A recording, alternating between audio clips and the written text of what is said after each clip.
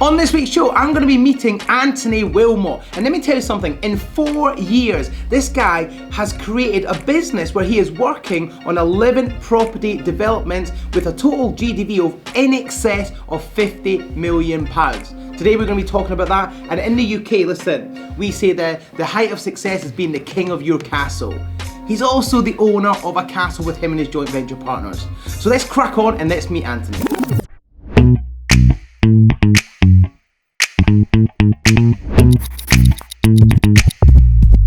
Okay, welcome to this week's show. You're watching Elite Entrepreneurs Podcast with Alistair Cunningham, and today I am joined by the one, the only Mr. Anthony Wilmott, everybody. Thank you for having me. Thanks for coming, man. We've known each other for quite a few years now, like probably 4 years, 4 years, 2018. And it's been a friggin' amazing journey for both of us, okay? And it's really interesting because I've seen your journey and I've seen what you do through property. We'll get to that in a minute. But I class you as a really good friend because we've been through a lot together over the last 4 years. We've shared stages together. We've run events together, and just seeing how we've both gone in slightly different ways, but we're both killing it, is like friggin' amazing. It really is. So like, I really want to like thank you and honor you for actually coming on board. Like, and just. I said to Anthony, do you want to be on my podcast? And he didn't even hesitate. He was like, absolutely, I'll be there. And it's just great. So thank you for coming. Really mean that. So just quickly, give a quick intro to who you are and what you do. So I started in property in 2018. And the reason I got into property was because I was potentially going to be made redundant from my job. So I was kind of just looking for a different direction. Yeah. I didn't really have a lot of money to invest in property. So I was suckered in by, I could get rich quick. And that's the kind of thing I was looking for. Yeah. When I really got into it, you know, I realised there's going to be a lot more effort, there's a lot more work to it, but I loved it. I loved every second of it. You know, and I was willing to put the effort and the work in. And, you know, and I sit here now 4 years on, very stressed, but the work has been worth it. Is that great? I wouldn't have been this grey if I hadn't have had the stresses, I swear. But do you know what? It's been worth it. And the thing 100%. Is, and everything I've put into it, I've got rewards on the back end of it. You know, and the journey to this day, like you say, you and I have spoke so much about things, and you know, we spoke about business, we spoke about personal life, and I think just having people like yourself around has helped me to get to where I've got to in this first place. Awesome, and that's great. I want to break down your journey, and I want to break down your little your business and what you've been doing, because it's freaking inspirational. It really is. So I met you back in 2018, where. I was running a training event, or I was working at a training event that you attended, and you know, a lot of people. One thing that bugs me, it really bugs me, is people say they're going to do something but don't. Mm-hmm. And I know categorically you agree with that statement as well, and you're a testament of that, because you came along to the first event, and then you come and done advanced training, and on the way to the advanced training, you had a big accident. Yeah. In your car. Tell me about that. Come on. So on the way to the event, you know, I had an accident on the motorway, got sideswiped by a lorry, and it just took the side of my car completely out. Yeah. And you know, I shakily pulled into the services, and the only thing I could think about was, you know, I'd invested time, I'd invested money into educating myself about property, so nothing was going to stop me from getting there. But it's that mindset of nothing's going to stop you, because a lot of people would have just seen that as, oh, okay, done, I'm out, I've got to go home, I've got to do this. You didn't give a monkeys. You got out of your car, shoot yourself down, found a way to get to the venue so you could attend the training. Mm-hmm. And your car was wherever it was, but it was written off, it was damaged. You ain't got in a car now, but you still made it. But that is a testament to how you are. Like, how you do anything is how you do everything. And you showed up, you played full out, and you are here 4 years later working on deals in excess of 50 million on GDV. We'll get to them in a minute. And it is like truly inspirational. But before you even got to that venue, before you even attended training, why property, and why did you go on a mission or a journey to develop and change and grow? Like I said, you know, I'd come from this situation where, you know, my very stable job. And where were you? Do you want to name where you're working? Well, I was working as a retail manager for a supermarket, and you know, obviously times change. You know, business changes, and they were restructuring the business. Mm-hmm. And I'd never been through a redundancy scare before in my whole life. I'd never been through this redundancy scare. So straight away, I was like, oh my god, I might not have a job in 6 months' time. Yeah. So my brother was working as an electrician at the time, and I remember phoning him up and I said, listen, I don't know what I'm going to do. What happens if I lose my job? Can I come and work with you? And he was like, well, you can. But you're not an electrician. To be honest with you, well, he said you could train. All right, okay. And he's like, I'll take you on as an apprentice. Fine, all Not sure how I feel about my How brother old were you at this point?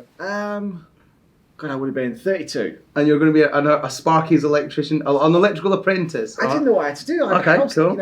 I had a house to pay for, and I just didn't know. I didn't know what the next step was because I only had the education I had. I only had the training I had up to this point, which was sort of formal training. Yeah. So I'd obviously trained. I'd done a business degree at university. I trained to be a teacher. And this is all I'd really had around me. So I didn't really know what to do next anyway. So. And he's like, you can do that, but I'll be honest with you, I'm not planning on being an electrician my whole life. Okay. Been to a couple of these property training courses. This is what we're thinking of doing. And I was like, okay, sounds cool. I have no money, right? I know you have no money. Right. So how the hell are we going to do training? How the hell are we going to get into training? How are we going to get into property? Yeah. And he's like, just go along to this course. And I remember driving all the way to Liverpool to go to a one-day training course. Just because it was free and just to see what went on with training. And the minute I walked into this room, I was kind of suckered into this world. And then I started reading books, Rich Dad Poor Dad, we've all been there.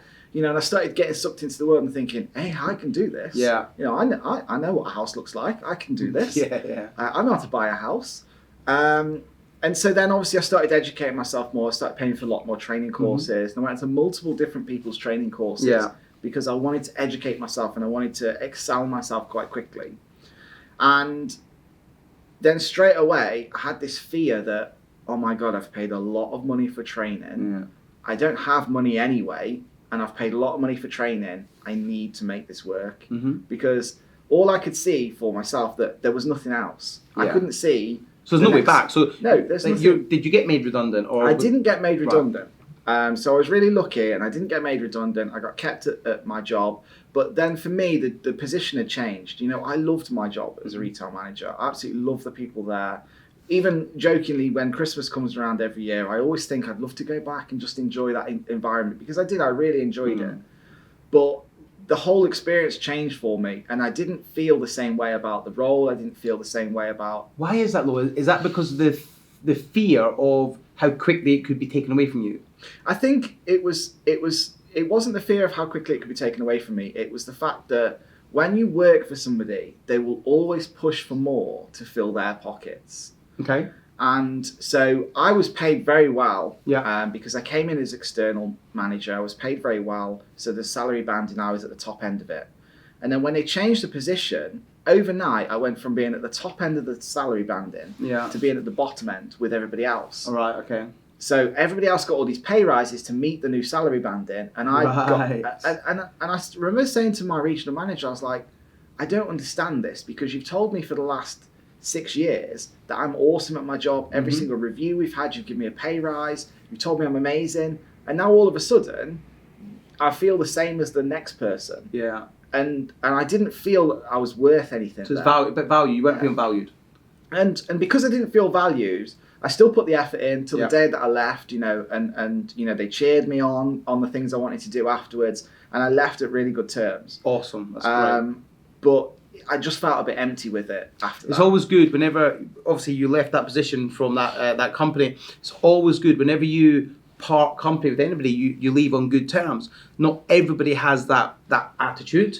But it's great that you've got that attitude because you never want to burn bridges. No, and the thing is, it all comes down to an honesty piece. So, I'm very transparent with everything because I have to be. Mm-hmm. Because in life, you have to be. And, I was very transparent with my manager. I was very transparent with the regional manager. This is how I feel. Mm-hmm. I'm going to be doing this in the side. I'm going to be doing this, and just have that transparency piece. Awesome. Because at the end of the day, if you don't have that with people, then things can get misconstrued, and that's when arguments happen. 100%. Like going forward into your property business, honesty is everything. Of course it is. Because you're doing joint ventures, you're doing deals with people, and you're playing with money now, and you're playing with serious sums of money. This is not a couple of £1,000. You're talking deals in excess of 50 million here. That's big bucks. Now I know it's not one deal. That's a multiple of deals. We'll get onto that in a minute. So you come to the training, you got trained, I trained you at some events. Then we ended up going on stage together and speaking, running events together, which was great. And then we've both veered off and gone down our separate paths and done separate things. So you quit, you left your job, you then started in property. What did you really focus on to begin with? So my initial plan was always buy, refurbish, refinance. Yes. But obviously with buy, refurbish, finance, you obviously need to have money to get into them. Yeah. And it isn't going to make you financially free quick. No.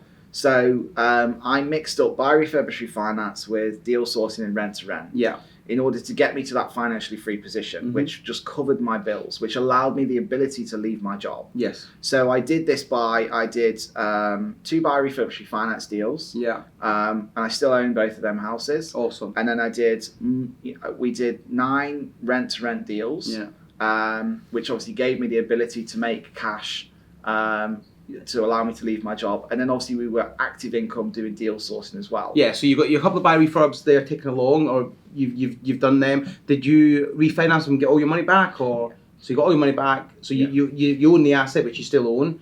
Still got 25% equity roughly in there from where you refinance, and it's creating rental income every month. Yeah. But property, property's easy. So that's what everyone tells us. It's easy, isn't it? Like easy, anyone can do it. Yeah. How's it been for you? Come on, Nick. I can tell by that laugh, Well, property is easy, yes, but at the same time, it's very challenging. Yes. And the thing is, let's take COVID, for example. Yeah. COVID was very volatile for the market. And like I said to you, we had at 1.9 rent to rent. Yeah. We've streamlined that back now. And it isn't just a case of we went back to the landlord and went, well, this isn't working, there's the keys, and we ran away from it.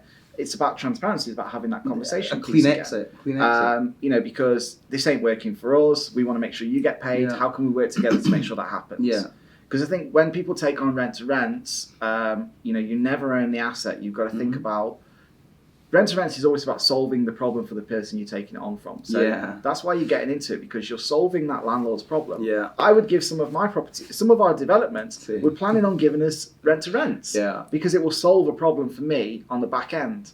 But and I would always expect that the person doing that has that transparency. So again, that comes back to a trust issue and finding the right people, because business is people. It's all about people. Yeah. So we still kept some of our rent to rents because they're still very profitable and they were right the way through COVID. And then what we decided to do was to continue doing the deal sourcing, so continue doing active income to get paid on a monthly basis, and then start to switch up to long-term cash, which is why we started to switch into development. So buy, refurb, refinance, deal sourcing, rent to rent. Definitely deal sourcing, rent to rent, I would deem as quick cash. Buy, refurb is not necessarily quick cash. You're talking 8 months. Realistically, to do a buy, refurb from start to finish, people say 3 months. You're deluded, right? I've done several buy refurbs, and I can tell you now, I would allow 9 months as a minimum. So if you're going to do bridging finance, 12 months. Yeah. Don't do 6 months, because you'll get done on the end. All right. Minimum 9 months for buy refurb to start and complete, and that's all mine are like that. They're all midway through, or they're all at a point where they've taken 9 months. Bedford, for instance, one of my deals I just finished recently, that took a year and a half because of COVID, because of builders, because of all sorts of problems. But realistically, from start to finish was a year and 3-4 months. Well, one of mine, I didn't get the rest of my money out until I second refinanced. Really? Okay. It wasn't a lot. We're talking a couple of grand left in there from my initial investment. Yeah. But again, so it's about thinking about this. And like I said, when so I was doing really well with that, and we were going to continue along that journey, doing buy refurbs as joint ventures with people, doing flips with people as joint ventures. But when COVID hit and everybody swamped into the residential market, we decided to do a shift. We decided that I decided for myself that if I start to switch into developments and look at that long-term aspect of it, some developments can take 12, 15 months, but then you could wait 6, 8, 9 months looking for a buy, refurbish, refinance that then you're going to spend 6, 8, 9 months doing. So we decided to switch it up a little bit. So give me an idea, because obviously you mentioned at the start you didn't have much money. So how are you now doing developments in excess of £50 million? I know in excess, so this is big in excess. Let's not cap it here. So every single project we've done as a joint venture. Okay. And so testament to the people that are around us that want to continue to keep working with us. So the very first project we found was a pub that we planned to turn to 6 apartments. Yeah. I know. I've seen the videos, and I remember speaking about this to you like about 2 years ago. Well, we found that back end of 2019. Yeah, sat in McDonald's, weren't you? Yeah, we were sat in the McDonald's. You and James, actually. James, was it you and James Armstrong? Me and James, yeah. So James is going to be on one of the upcoming shows, so make sure you look out for that. And we were sat there, and James looked over and he's like, "What's going on with that building?" I was like, "James, don't even get me started. Yeah. I've tried to contact that landlord multiple times." Yeah. And then it came on the market, so we're straight there, straight in. Yeah. And we managed to negotiate it subject to planning. Yeah. And took that through planning, and we found a joint venture partner. So how much did you buy that for? 80,000. Awesome. And where is it? It's in Wigan. Wigan. Okay. So we negotiated that subject to planning. So again, we de-risked it for us. Yeah, and this was, exactly. This is what it's about, because I didn't have 80 grand to go out and buy a building. Yeah. But I could at least go to a joint venture partner and say, "Hey, look, we're going to buy this building. We've got it subject to planning. Mm-hmm. If we get into planning, we're going to be spending 6 grand. So our risk at this point is £6,000. It's very limited, yeah. If it falls over... And you didn't have to pay anything to the owner to get him to accept the offer subject to planning? No, we had a lockout agreement in place with him. And he was happy with that? He was happy with that because he was getting the figure he wanted. Mm-hmm. And we negotiated... There's some billboards on the side of the building with, that he wanted to continue keeping the rent from. So we negotiated that. So after the refurbishment, he's going to be able to keep them, which is great. So win-win situation for everybody. Awesome. So because we de-risked that, that's why our joint venture partner wanted to get involved with us. Okay. So talk to me about the joint venture on that particular deal. How did you structure that? So we structured that initially that the joint venture partner was going to put in the money needed for the purchase and the planning. Yep. If the planning fell over, then we would split that risk on the back end. So he's going to put in the 86 or give it with the solicitors. Initially, we worked out that the joint venture partner was going to put about 60 in. Okay. Was around about £60,000 was the figure, because we were going to get bridging on it for the rest of the purchase and the development finance. Right, fine. And we had our bridging in place. Mm-hmm. When COVID hit, that lending option disappeared. Which is the exact same problem. Which is why it took us so long to get this one started. So what did you do then? So COVID hit, Bridger, because literally when COVID hit, the vast majority of the mortgage market shut down, mm-hmm. And also the LTVs went down. Some cases they were lending up to 80%. They're now down to 50%. Yeah. So I was in the middle of buying 2 properties at the start of COVID, and on one of them, my bridge, which was agreed at 75%, got dropped down to 55%. So additional 20% I've got to find. Well, this is what happened to us, and for us, it was essentially an additional 60 grand we needed to find. Wow. So James and I put that money in. Yep. So where did that money come from? We'd had money come in from the deal sourcing, and we'd had a pot of money that we created at this point. So we put the money in to fund the rest of the development. Okay. And then obviously we'd managed to finally get that going. We then finished the purchase on it and then bridged the development. Yeah. So like we'd planned initially. It wasn't a problem. It just meant that we'd put money in that we kind of wanted to keep to one side for other costs. Stuff. But it's fine. Absolutely. We deal with it. You deal with step by step. Exactly. Because the project still worked. So why would you walk away from it? Yeah, exactly. Joint venture partner was still happy. And when we got into the project, and the idea is on the back end of it that we're going to refinance and keep the building, and then we'll split the units. So James and I will end up with 3, and the joint venture partner will end up with 3 as well. Okay, and that partner's happy with that? Yeah. Awesome. So where are we at with that deal now? So it's midway through build. Okay. We've switched the structure up slightly as well with the property. So the property is now owned by our development company, AWT. Okay. So obviously it brings David involved in it, because initially David was a consultant on the project. We now brought him involved in that project. So he's now part of that journey with us with it. But that's midway through build. We're expecting that to be finished in the next couple of months. Okay. And the great thing about this project is we've had 4 people approach us since build, offering to buy the building for more than we were expecting to refinance it for. Awesome. So so you bought it for 80, mm-hmm. You raised the finance, the agreement is they get 3 apartments, you get 3 apartments, and they get their original investment back, I'm assuming? Yeah. What's the end value of the whole unit? So we're expecting it to be minimum about 430, 450. Okay. But we're expecting realistically it to come in around about 500 now. Right, and you've been offered... We've been offered in excess of 500 for the 6 apartments? Yeah. And have you decided what your exit's going to be? Are you going to take that offer? Are you going to refinance? Or so the exit strategy for us will be we will refinance and keep it, provided it makes sense. So yeah, of course. Yeah.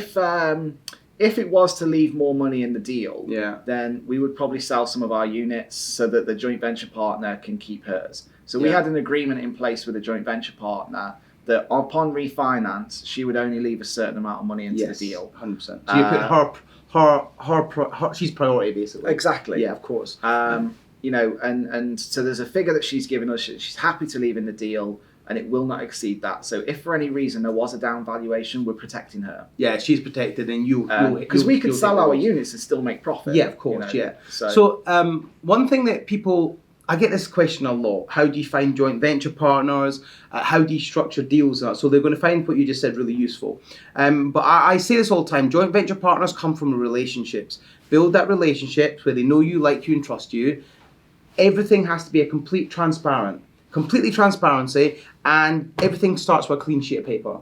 So this is you write down exactly what do you want, what do I want, can we agree something? Now let's formalize it and get it made legal so that everybody wins and have good communication throughout. How much money have you had to put into this? Just the 60,000?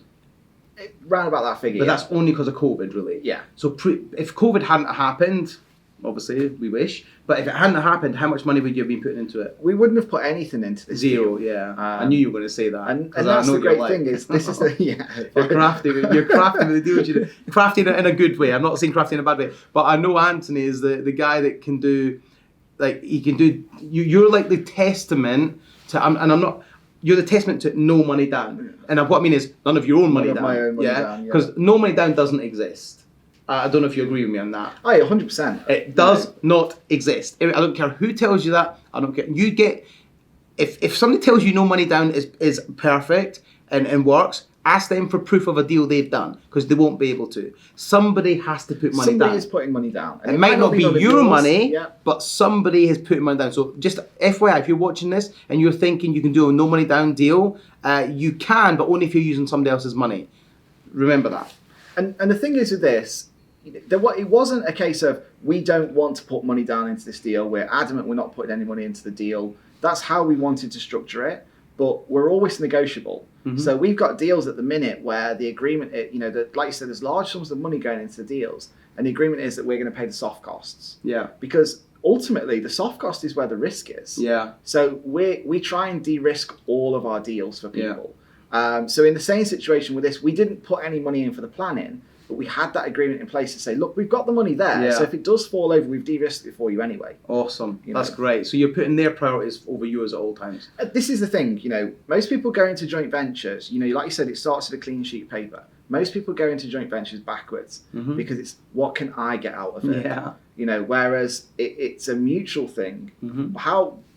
To bring somebody involved to a joint venture partner, first you've got to ask what they're looking for. Yeah, you've got to understand what they need and what they want and what they expect from the deal. Because ultimately they're the one bringing not the most value, that's the wrong word, but from a pound's point of view, they're bringing the most value. This is it. And most people think, because I'm doing a sweat equity, I'm not putting any money in. And that's great. It's right. I spend every single week at the project at the minute making sure it's doing what I'm doing. I'm on the phone to the builders every other day. I'm working for my pound. I really am. Yeah. But the reality is, you can't just expect that that's going to get you loads of money because it doesn't work like that. What I see with particularly the property markets is you get people that come fresh from a training program. They don't really have much money, and they spam every single social media platform, basically cap in hand, begging for money. And their exchange for it is they're going to do the viewing. They're going to do this. It's not a fair exchange. So everything I do in my business, I work to a code of honor. And one of my code of honors is always being fair exchange. Yep. And what I mean by that is being fair exchange for what you bring to the table. So if I'm paying you £5,000 for something, am I getting a fair exchange for that £5,000? So think about that when you do joint venture. If you're bringing, the viewings and you're doing the project management, is that fair for what the investor's having to put in? That's what I always ask. Yeah. It's got to be fair exchange. It's got to be. All right, that's that deal. That's going swimmingly. Great. There's been a few changes, but that's what happens. In property, you have to be flexible, a bit like fluid, a bit watery. Right? next? What other deals we've got going on? Like, you've got some big deals going on. Talk to me about the big one. So after that, round about the same time we found the pub, we found the castle. Yeah. And this was really amusing because it was a silly Facebook post that went up on one of the property groups saying, with the Rightmove link, they said you could buy a castle for the price of a 2-bedroom, 3-bedroom house in Cardiff or something like that it was. And somebody had put the comment saying, ha ha ha, wouldn't it be good to do this? And me and James are like, yeah. Yeah. So we drove to North Wales to go and see it. Yeah. And it was a bit of a fun day, and we decided... Yeah, one of these, like, let's just see what happens. Yeah, let's see what happens. Yes, let's use it as a bit of social media proofing, just to go out there and say, we've gone to view this. Yeah. No bullshit, no lies. And then... Yeah, no exaggerations. Yeah. And then good. When we pulled up and I started driving down this track, and I was like, this is really lovely, this is. Yeah. And you're driving down this track, and I tell people this story because every single time it gets me. And I'm driving down this 1.5 mile track through the trees, and I'm like, where are we going? And then all of a sudden the trees broke out, and you can just see it stood on top of the hill. And I was just like, oh no. I said to James, you do realise we're buying this now?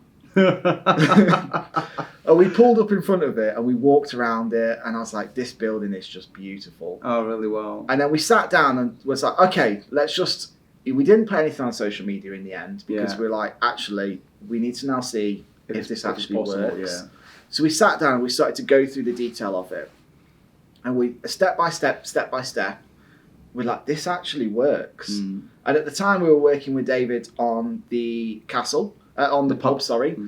So we invited David to come along, as a consultant to come and have a look at it again. And David went through the details with us, and we went through them a bit more, and we're like, yeah, this actually works. We knew it was going to be a long project. Yeah. But it worked. So the castle, I've seen photographs and I've seen the footage. It's got some wear and tear, shall we say? Right? I think there's only 3 walls. Well, there's no roof to the thing. There's no roof, and it looks like it's been. How long? Tell me a little bit about the history of it. So it was built in 1879 for a local MP. Okay. The design of the castle is a Scottish design. Built for an Englishman who lives in Wales, so it's quite amusing. Random, yeah. Obviously, Scottish build the best castles. And so, in its time, yes, they do. That's why it's got no roof. That's why it's got no roof. And in its time, it's been a nunnery. It's been a hospital, and then obviously it's changed hands. It's had 2 fires, which is obviously what's caused all of the damage to the building. But structurally, because it's Victorian made, the structure is solid. I love Victorian houses. Yeah, that's solid. And the outer wall facing, so some of that's fallen down, but that's really just an outer brick facing. It's the inner brick wall that's protected. That makes it structurally sound. So what's the plan? Like, this is a long-term plan. Let's talk about the plan. What's the plan on that castle? So because it is a castle, it's a proper castle. So we've been through pre-application planning with it. We're going through full planning now. We purchased it at the start of last year. Yeah. So we physically own the building now. And again, we purchased this with joint venture partners. So we've got multiple joint venture partners who we've purchased this with. We're currently going through the planning process with it. So there's lots of things we've got to do from a planning perspective. So what's the plan to turn it into? Apartments? We're planning to turn it into residential apartments. Okay. How many apartments do you think you'll get there? Our aim is for around about 20. Awesome. And as long as it's sympathetic to the area. And that's the big thing that we want to do with it because of where it's located and where it is. It's obviously quite rural. Yeah. And we don't want to spoil the area. So we've done a lot of impact assessment statements. We've done a lot of traffic studies. Yeah. We've done a lot of detail into the planning to make sure that what we put out there is a testament to the area. Yeah, and it's viable. But okay, so what is let's just sort of keep it nice and basic for now. So you bought it for how much? 420,000. 420.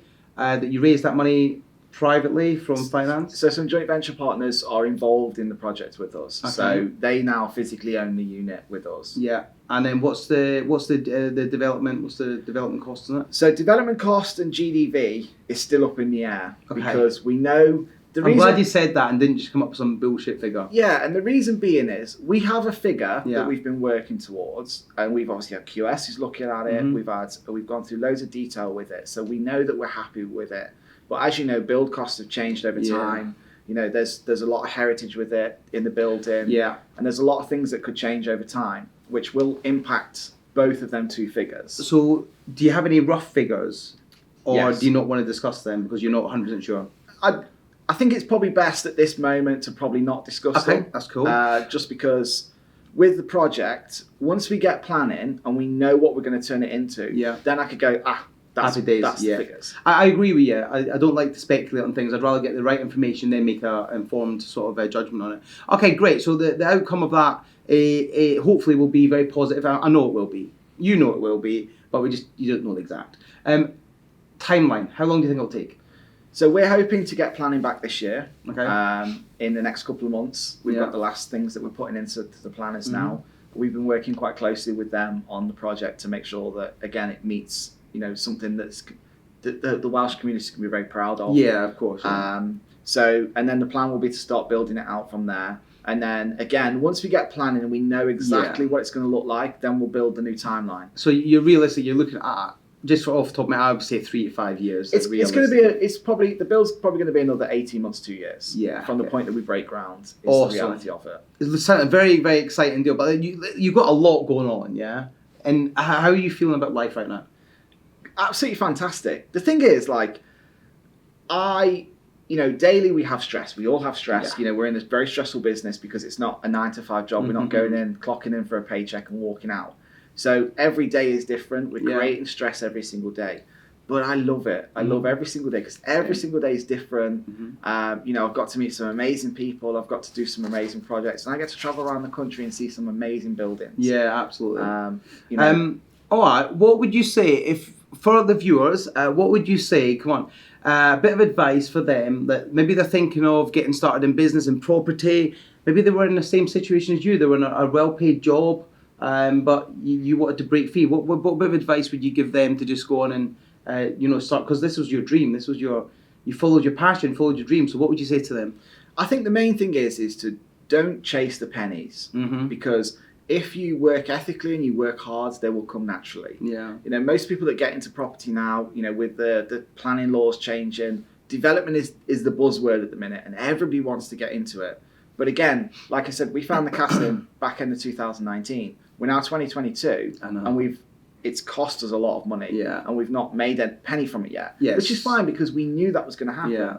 But I think some people getting into it, you know, they think that money's going to be quick and money's going to come quick to you, but work on focusing on your goals about what you need to achieve first and how you need to get there. Once you've achieved that goal and you start making that little bit of money, start working on the bigger things. Because start off small and then start to grow as a result of that. Yeah, that's amazing. Listen, I know Anthony's got some massive plans for 2022 and beyond. Make sure you're following this guy. Go and find him on social. If you're not already following him, make sure you are following him. Also, if you need any help from myself, reach out to us. My name's Alistair Cunningham. This is Anthony Wilmott. You've been watching the Elite Entrepreneurs Podcast with Alistair Cunningham. Hope you found that useful. Like, follow, share. Share the heck out of it. Come on, let's get this story out there. Guys, tune in next week. Anthony, thank you very much for coming on board. Thank you for being part of my show. I wish you all the best future and I can't wait. We need to stay in touch more often because it's been some time. So we need to stay in touch. So thank you very much. Guys, my name's Alistair. This is Anthony. See you next week.